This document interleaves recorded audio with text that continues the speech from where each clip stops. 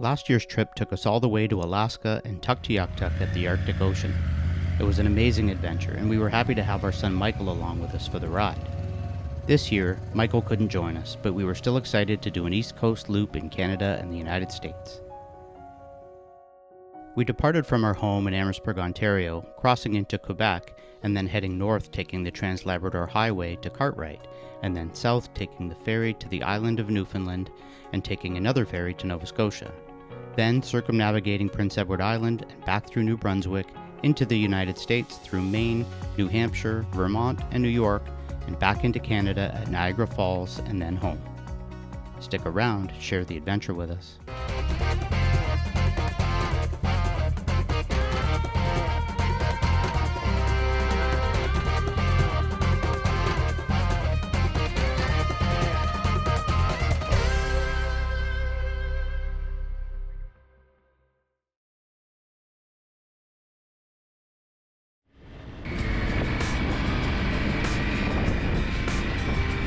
Today we would make our way south on the Labrador Coastal Drive to camp at Pinware Provincial Park. After toast, eggs, and coffee in the motel kitchen, we packed up, topped off the tanks, and were southbound on the 100 kilometers of gravel headed back to the highway.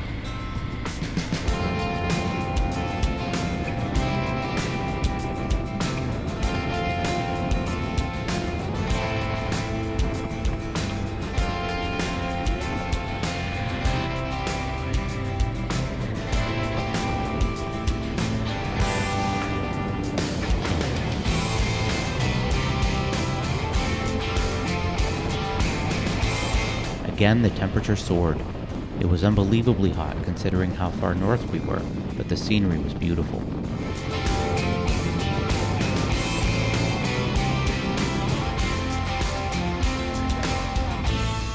We stopped in at Port Hope Simpson for some fuel and had lunch at the Alexis Hotel restaurant.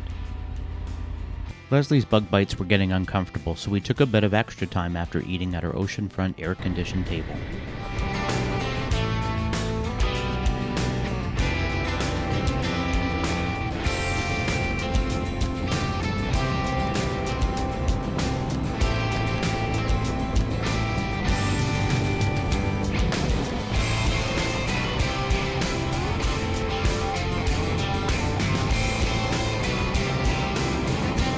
Just after Battle Harbour, the wind picked up even more and the temperature dropped significantly. We were actually getting chilly when we pulled into the Red Bay Visitor Center.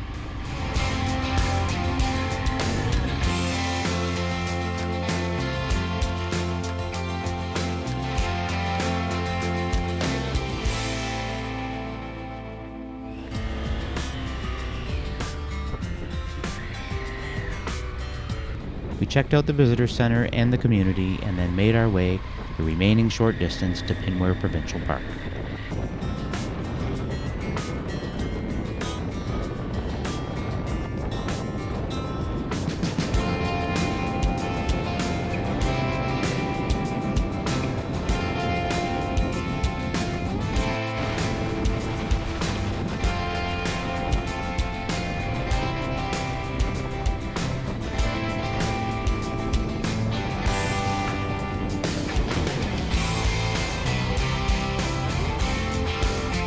Camping here was cheap for a provincial park at just $25.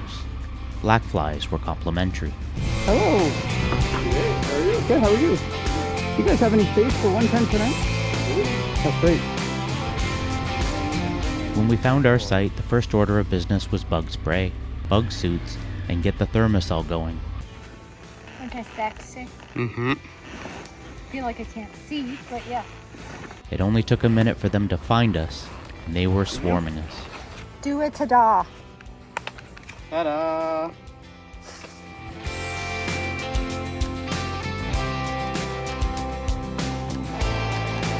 Drinking some whiskey and sangria inside the bug suit is interesting, but after the thermosol ran for a bit, the bugs had subsided enough to eat dinner with the bug suit faces unzipped. We were so covered in bug bites. Since there was a province-wide fire ban and the bugs still wanted us for dinner, we retired to the tent at 9 p.m., killing as many of the black flies who made it in with us as we could as they were attracted to our tent lantern. With the relaxing sound of waves crashing on the shore, we fell asleep instantly.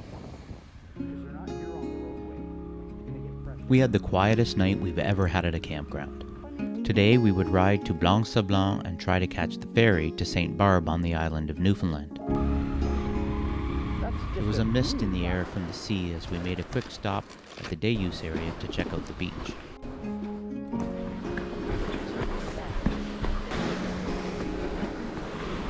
Soft light falls on quiet sand. You almost leave. Shadows move into skin. Something was spoken. Will you let me? We finally hit the bug-free highway and alternated between sun and fog rolling through beautiful coastal scenery and steep hills. It was only a 45-minute ride from our camp at Pinmore Provincial Park to Blanc Sablon, where we would try and get on the next ferry with no reservation. We'll always have that sunrise. We'll always have that sunrise.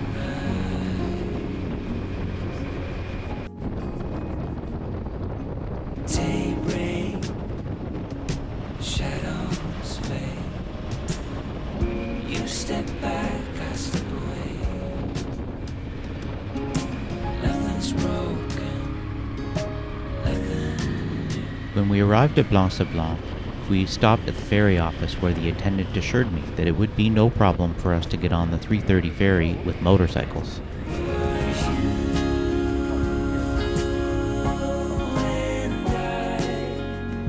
Hi, how are you? I'm good, you? Good. I'm just wondering if it's possible to get on the wait list for this afternoon sailing. Yes, that'll be no problem. Just be back there at 1:30 Newfoundland. 1:30. Okay, thank you. So I guess that means we don't have to stay, which is nice. So let's go find town, do groceries, all that, and this way we get to spend some time in Blanc Sablon. It was only 10:30 in the morning at this point, and we had some time to kill, so we toured some visitor centers in this and the neighboring community, had lunch at Jungle Jim's restaurant, and loaded up on groceries for the next few days. Looks like kind of loose here.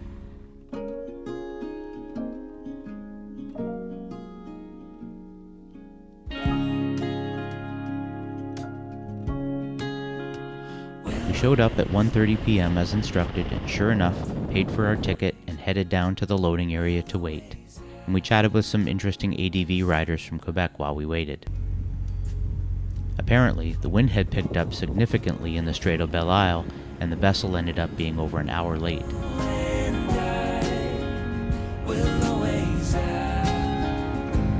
When the ship arrived, they unloaded the vehicles, and all of us motorcyclists were the first to load.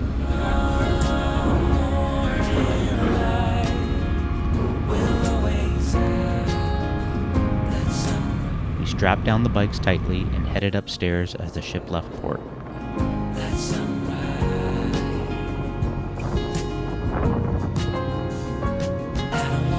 The seas were rough, and our progress was slow. We walked on the ship like drunken sailors and found the cafeteria for some food. We finally arrived in St. Barbe and retrieved our bikes, riding up the ramp and down the road to the motel where we rented a cabin for the night.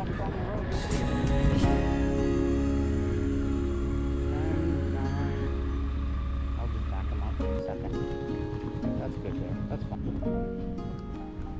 It was a cute little cabin with a full kitchen, 2 bedrooms and a living room. We'll always have that one night. We'll always have. We took advantage of the kitchen to cook a light dinner. This felt like luxury.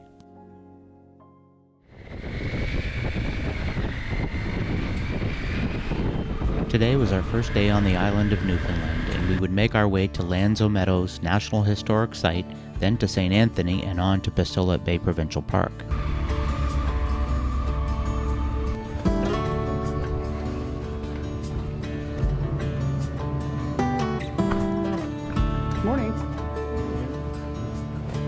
After picking up some refreshments, we hit the road on our way to Meadows, which is a UNESCO World Heritage Site. The ride would only be about an hour and 45 minutes, which would put us there just in time for lunch.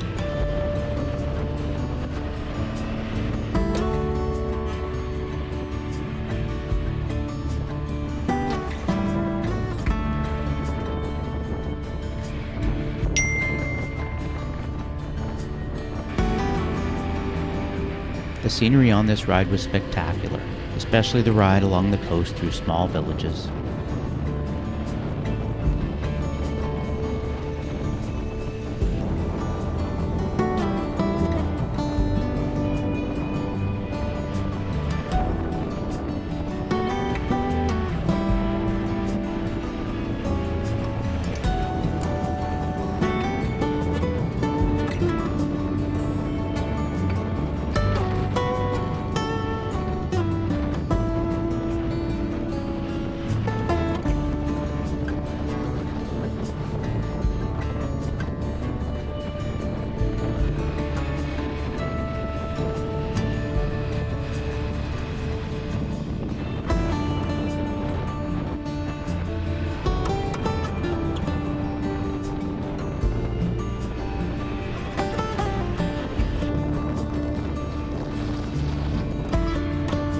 When we arrived at Meadows, we found a nice picnic spot with a great view.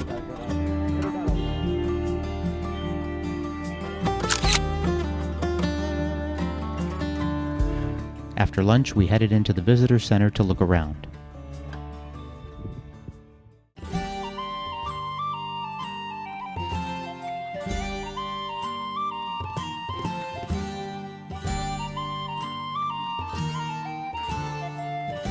We learned something new. They were only called Vikings when they went on raids, and women could not be Vikings. They were known as the Norse people. We took the self-guided tour of the recreated village and the archaeological site from 1,000 years ago. It was pretty cool.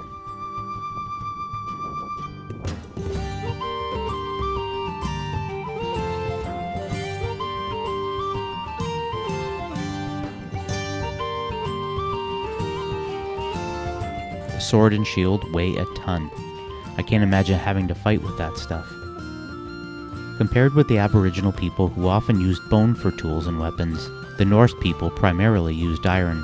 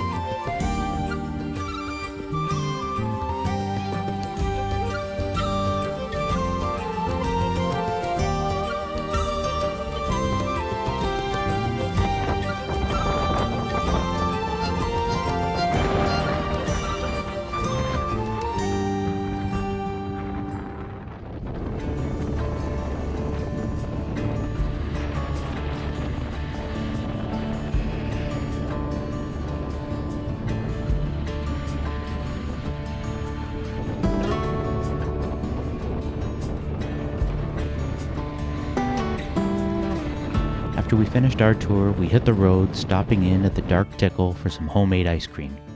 Delicious, especially the local partridge berry flavor. We did a side trip to St. Anthony for some groceries and a coffee break at Timmy's. Continued on to Pistolet Bay Provincial Park.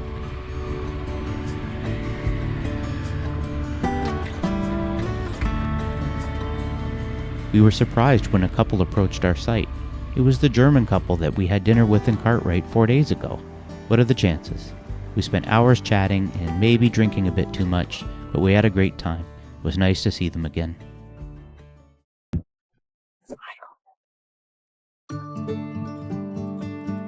Today we would backtrack part of the route we rode yesterday on our way to Gros Morne National Park. We ate breakfast and packed up the bikes with beautiful blue skies overhead and a light breeze.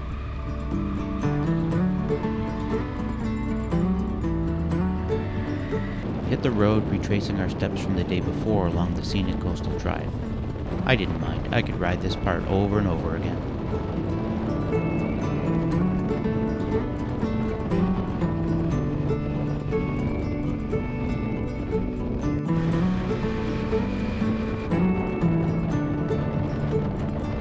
The sky slowly started to thicken with some darker clouds, and the wind began to pick up.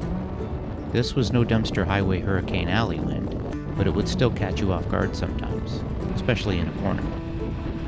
We eventually stopped in at Hawke's Bay for some lunch when the skies opened up with pouring rain. Shortly after we left, the rain stopped and the road was completely dry again. The wind, however, was still howling.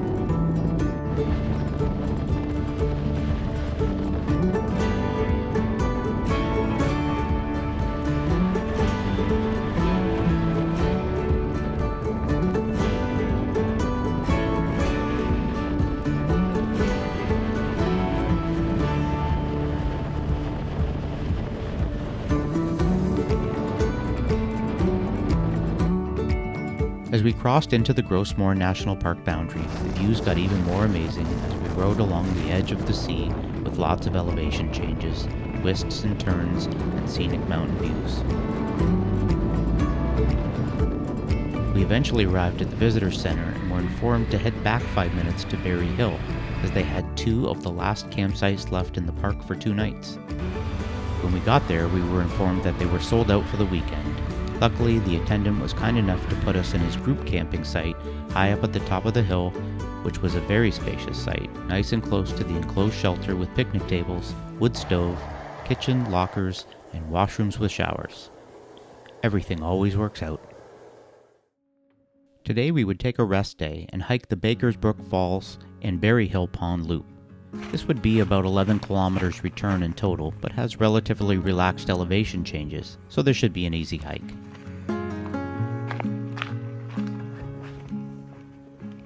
We enjoyed wild blueberries, strawberries, raspberries, and cloudberries along the way.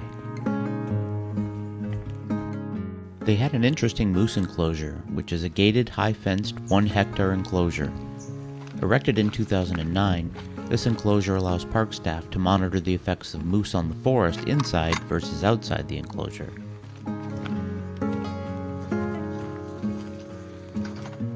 Look, there's one now.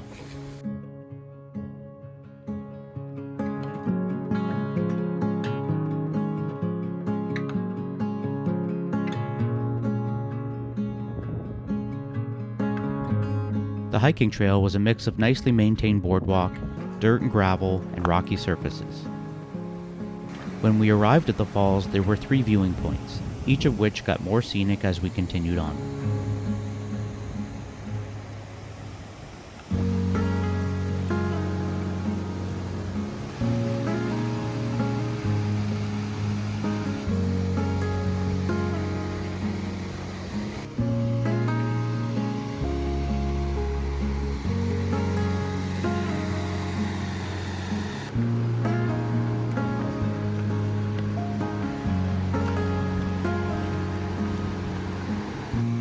The final viewing point had an amazing view of both falls sections.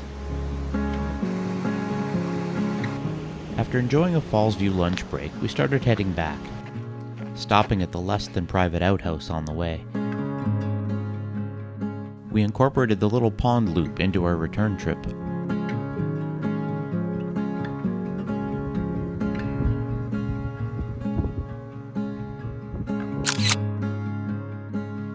There were nice views of the pond, surrounding mountains, and even the ocean.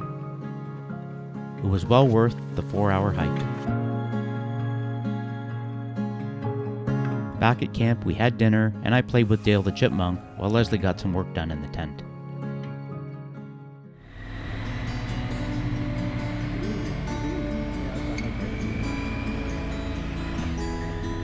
We weren't finished with Gros Morne National Park just yet. We would make our way through the Tablelands area to Trout River for the night. Our first stop today would be just 5 minutes up the road at Rocky Harbour. We decided to hit the car wash, but in my haste I forgot Leslie's kickstand was down, knocked it over, and broke her right foot peg off. Luckily, the Honda dealer in St. John's could rush order one for us, and it would arrive to the dealership by the time we got there. For Leslie, though, this would mean a few days riding with no foot peg.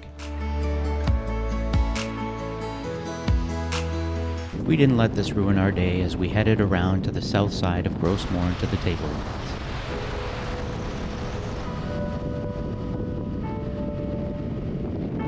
The ride there was absolutely stunning.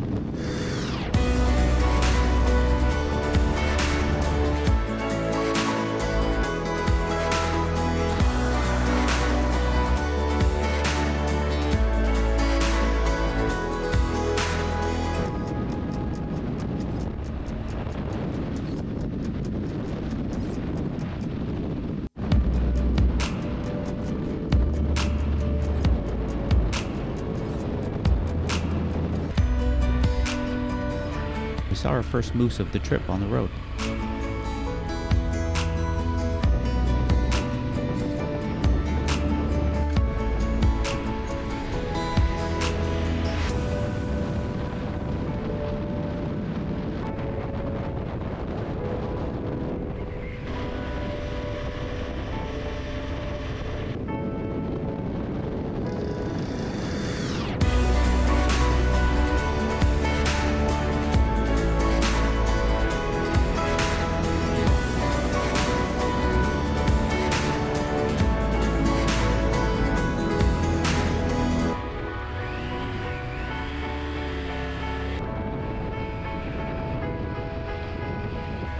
We arrived at the Discovery Center and enjoyed spending some time looking at the exhibits and watching the park video in the theater.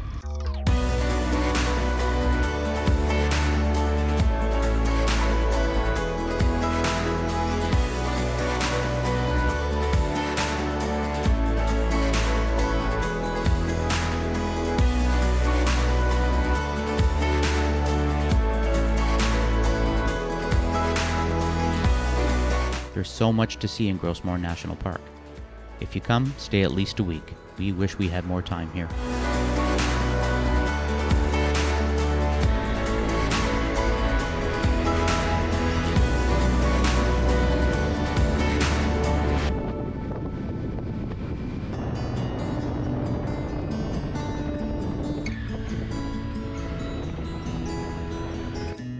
The Tablelands area was amazing, like an alien landscape.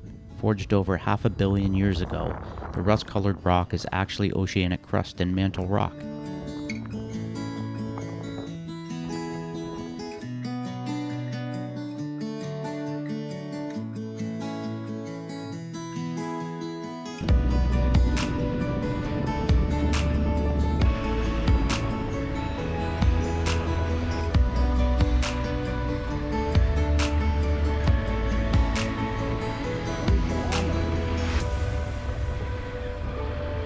We found ourselves at the end of the road in Trout River.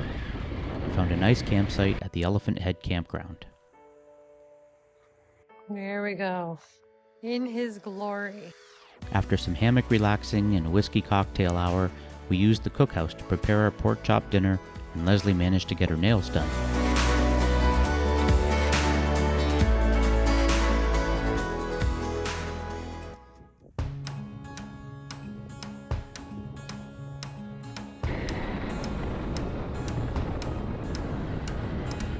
We woke at Elephant Head Campground to another beautiful day and made our way back through the Tablelands to Notre Dame Provincial Park for the night.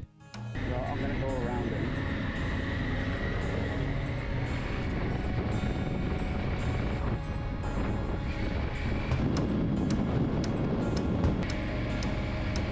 This is the end, no? We took a quick ride through the town of Trout River and then back through the Tablelands, where the views were even better from this direction.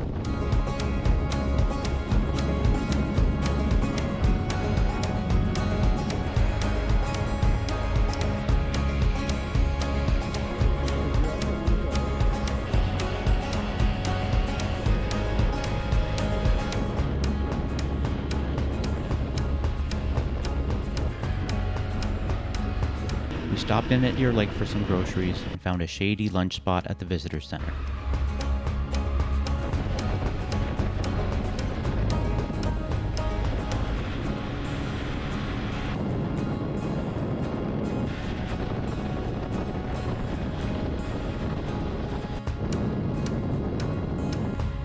quick rest and some coffee at Robin's Donuts, and we were on our way.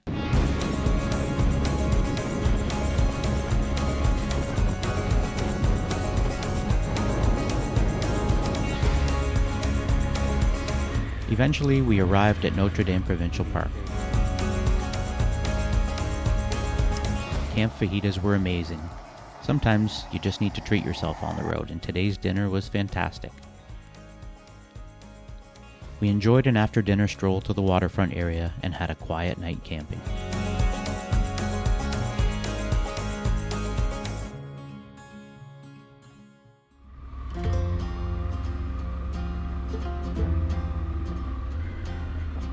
Today we would ride to everyone's favorite Newfoundland town, Dildo.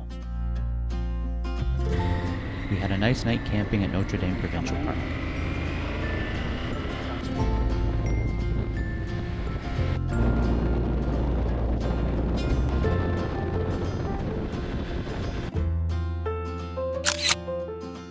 Shortly after hitting the Trans-Canada Highway, we rolled into Gander. Most people have heard of the generosity of this town, helping passengers as planes were grounded as 9/11 unfolded. We stopped in at the airport, which had a nice visitor center with exhibits and a gift shop. It was well worth the stop.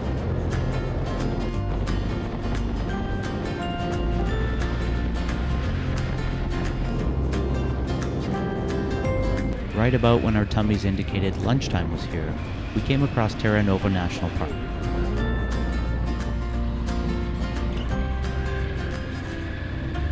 We had lunch next to the water and went inside to view their exhibits and theater presentation.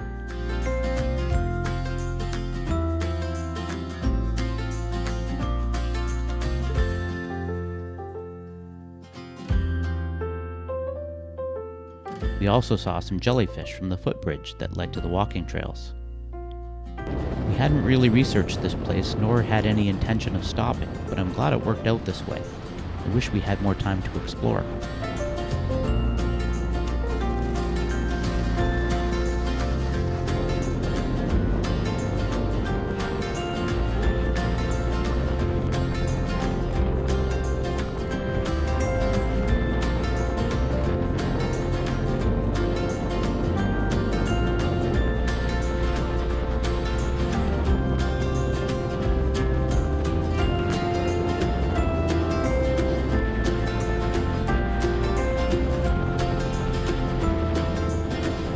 Turned off the highway towards Dildo.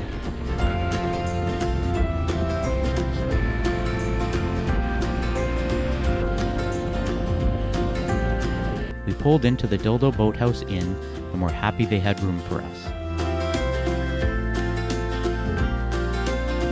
They were nicely renovated rooms with amazing ocean views. We freshened up and headed downstairs to the restaurant for dinner,